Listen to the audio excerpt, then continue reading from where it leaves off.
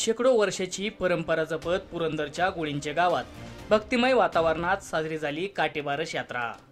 अंगावर काटे आणणारे दृश्य पुणे जिल्ह्यातील पुरंदर तालुक्यातून समोर आले आहे। गुळींचे गावातील प्रसिद्ध काटेबारस यात्रेचा थरार पाहण्यासाठी हजारो भाविकांनी गर्दी केली होती।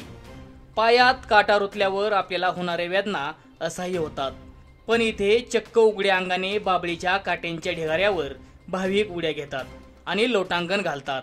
होय, हे खरे आहे। गेली शेकडो वर्षे सुरू असलेली ही परंपरा आजही तितक्याच श्रद्धेने पाळली जाते।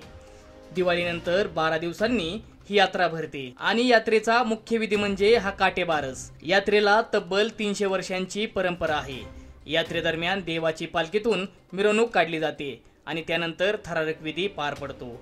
हे दृश्य पाहताना कुणाच्याही अंगावर काटे आल्याशिवाय राहणार नाहीत, इतका तो प्रसंग विस्मयकारक असतो। अंधश्रद्धा म्हणा किंवा पराकोटीची श्रद्धा, पण गुळींचे गावची काटेबारस यात्रा दरवर्षी अशाच प्रकारे चर्चेत असते। या बातमीवर आणि परंपरेवर तुमचे काय मत आहे आम्हाला कमेंट करून नक्की कळवा। पुढील बातम्यांसाठी पाहत रहा बारामती समाचार।